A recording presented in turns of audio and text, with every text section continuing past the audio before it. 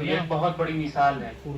میں اپنی تقریر کی شروعات کروں گا ہمارے مہمان خصوصی محترم جناب مصطفیٰ صاحب بلاک پریزیڈنٹ پرینتھل منا، محترم جناب اسماعیل صاحب پریزیڈنٹ URTA، محترم جناب عبدالحمید ولا پوزا صاحب، محترم جناب ڈاکٹر شہنواز احمد ملک صاحب شعبہ قانون، محترم جناب ڈاکٹر فیصل کیفی صاحب ڈائریکٹر سینٹر ملاپورم، محترم جناب ڈاکٹر سید حیات باشا صاحب کوآرڈینیٹر شعبہ تعلیم، محترم اساتذہ کرام اور میرے عزیز دوستوں، مجھے بہت خوشی ہے کہ آج ہم لوگ ایک روزہ اردو زبان کا تربیتی پروگرام کر رہے ہیں۔ میری تقریر کا عنوان ہے اردو زبان کی تاریخ اور اس کی خصوصیات۔ سب سے پہلے جب لفظ اردو آتا ہے تو ہمارے ذہن میں کیا آتا ہے؟ ہم کیا سوچتے ہیں؟ ہم سوچتے ہیں کہ اردو کا مطلب شعر و شاعری، اردو کا مطلب نثر، اردو کا مطلب کہانی، لیکن کیا حقیقت یہی ہے کہ اردو کا مطلب صرف اتنا ہے؟ یا بہت ہوا تو اردو کو ایک خاص مذہب سے جوڑ دیا گیا، بہت ہوا تو اردو کو ایک خاص خطے میں بولے جانے والے لوگوں کی زبان کو جوڑ دیا گیا؟ کیا اتنا ہے کہ ایک شاعر نے بہت خوب انداز میں کہا ہے اور مجھے امید ہے کہ آپ لوگوں کو پسند آئے گا۔ انہوں نے کہا کہ ہند کی آن بان ہے اردو، ہند کی آن بان ہے اردو، رونق جہان ہے اردو، ہند کی آن بان ہے اردو، رونق جہان ہے اردو۔ کیا کہا؟ اردو غیر ملکی ہے؟ کیا کہا؟ اردو غیر ملکی ہے، تیری ماں کی زبان ہے اردو۔ تو یہ اردو کچھ اور بھی کر دیا گیا ہے۔ میں آگے بڑھتا ہوں اور اسی سلسلے میں اردو کی کچھ تعلیم کو پیش کرنے کی کوشش کروں گا۔ اردو ایک مخلوط اور ملی جلی زبان کا نام ہے جس میں کئی زبانوں کے الفاظ شامل ہو گئے ہیں۔ لفظ اردو ایک ترکی لفظ ہے جس کے معنی لشکر کے ہیں، تو معلوم یہ ہوا کہ اردو زبان میں طرح طرح کی زبانوں کے الفاظ شامل ہیں۔ اردو زبان بھارت کے 6 ریاستوں کی دفتری زبان کا درجہ حاصل کرتی ہے۔ بھارتیہ آئین کے مطابق اسے 22 دفتری شناخت زبانوں میں شامل کیا جا چکا ہے۔ 2001 کی مردم شماری کے مطابق اردو کو بطور مادری زبان بھارت میں 5% سے زیادہ لوگ بولتے ہیں، اور اگر یہی بات کریں پاکستان کی تو وہاں کی آفیشیل لینگویج ہے اردو، وہاں صرف 7% لوگ بولتے ہیں اور اکیلے صرف بھارت میں 5% بولتے ہیں۔ اور اگر ہسٹری میں اور دیکھا جائے تو اردو تیسرے نمبر پر ایسی زبان ہے جو سب سے زیادہ بولی جاتی ہے، اور ہندوستان سے لے کر کے برطانیہ اور امریکہ تک اردو کا جلوہ ہے اور اردو بہت بولی جاتی ہے، اور اس لحاظ سے یہ بھارت کی چھٹی زبان ہے۔ تاریخ میں اگر ہم نظر ڈالیں تو یہ معلوم ہوتا ہے کہ اگر مسلمان ہندوستان میں نہ آئے ہوتے تو شاید ہی اردو زبان کو بولا جاتا۔ گیان چند اور دوسرے ادیبوں کا بھی یہی کہنا ہے کہ اگر مسلمان ہندوستان نہ آئے ہوتے تو شاید اردو کبھی پروان ہی نہ چڑھ پاتی۔ لیکن سب سے خوبصورت بات یہ ہے کہ اردو زبان کو فروغ دینے میں کئی قوموں نے حصہ لیا۔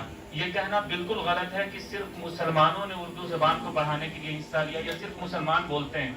میں آپ کو ایک واقعہ بتاتا ہوں۔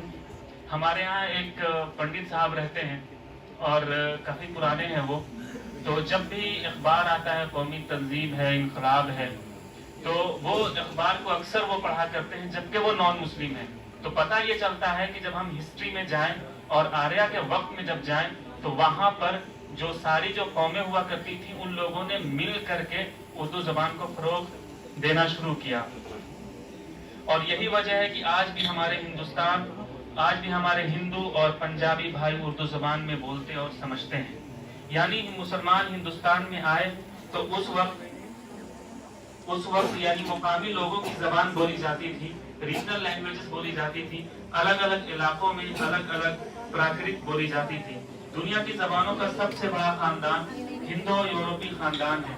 اسی ہندو یورپی خاندان کی ایک مشرق شاخ ہے ہند آرین، اور اردو بھی اسی ہند آرین کا حصہ ہے۔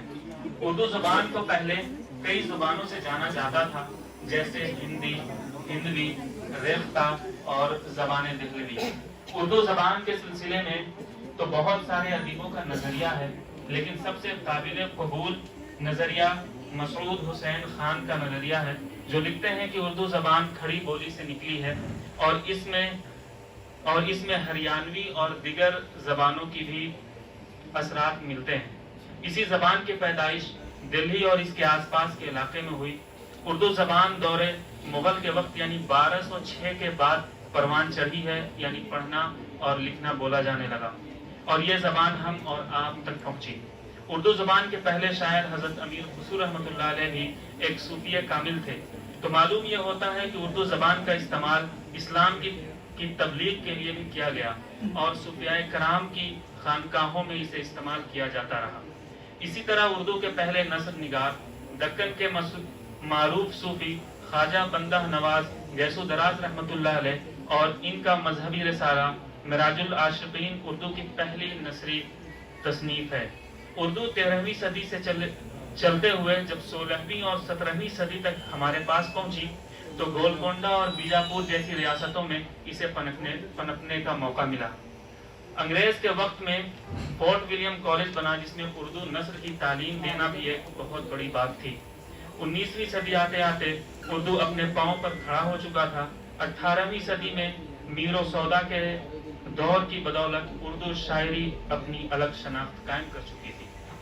اسی سلسلے میں معروف شاعر اسد اللہ خان غالب، مومن خان مومن، شیخ ابراہیم ذوق، علامہ اقبال اور مولانا الطاف حسین حالی جیسے شعراء نے اردو کو مضبوط کیا۔ اردو زبان کو فروغ دینے میں سر سید احمد خان اور علی گڑھ تحریک کا بہت اہم کردار رہا ہے۔ ہم چونکہ کیرلا میں موجود ہیں اور اگر ہم کیرلا کی ہسٹری کو دیکھیں، کیونکہ کیرل میں اردو نہیں پنپی ہے، یہ نارتھ انڈیا میں پنپی ہے، زیادہ تر دلی کے آس پاس کے علاقے میں، لیکن ایسا بالکل نہیں رہا ہے کہ وہاں کے لوگ ہی صرف اردو بولتے ہیں، بلکہ یہاں کے لوگ بھی اردو بولتے ہیں اور بہت بڑے بڑے شعراء بھی یہاں سے نکلے ہیں۔ کچھ شعراء کا نام لینا چاہوں گا، جیسے سید محمد سرور، زلیخا حسین اور گایتری اشوکن۔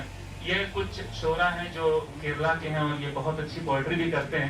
تو معلوم ہوتا ہے کہ نارتھ انڈیا سے چل کر کے جس طرح سے اردو ساؤتھ انڈیا تک پہنچی ہے تو یہ اردو کی تعریف ہی ہے کہ اس نے نارتھ انڈیا سے چل کر کے ساؤتھ انڈیا تک کا سفر مکمل کیا ہے۔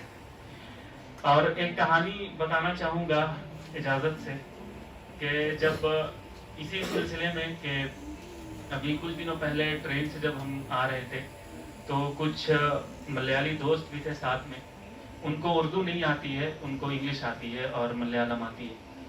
تو شام کا وقت تھا اور انہوں نے اسپیکر نکالا تو مجھے لگا کہ کچھ بجائیں گے ملیالم میں یا انگلش میں، تو انہوں نے اسپیکر پہ اردو گانا بجایا اور یہ جب ہم نے پوچھا ان سے کہ آپ نے اردو ہی کیوں بجایا، آپ ملیالم بھی بجا سکتے تھے، انگلش میں بھی بجا سکتے تھے، ہندی بھی بجا سکتے تھے، تو انہوں نے کہا کہ ہم خود اردو سیکھنا چاہتے ہیں اور ہم چاہتے ہیں کہ ہمارے خاندان کے سارے لوگ اردو سیکھیں کیونکہ اردو ایک بہترین زبان ہے۔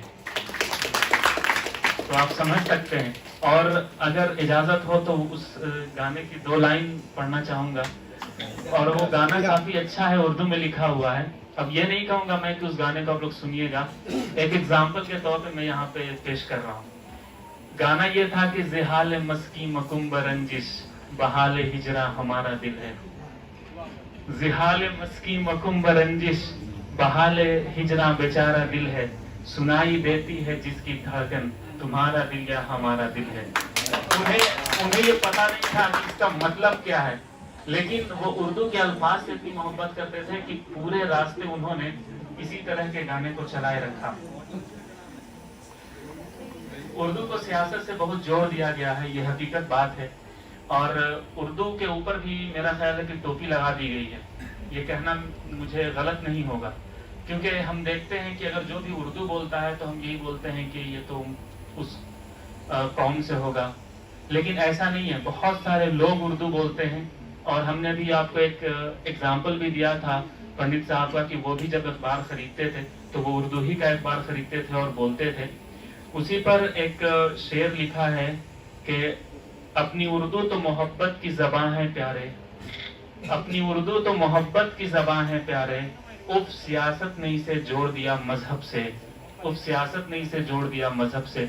اسی بات کے ساتھ میں آپ سارے لوگوں سے الوداع چاہوں گا۔ السلام علیکم ورحمۃ اللہ۔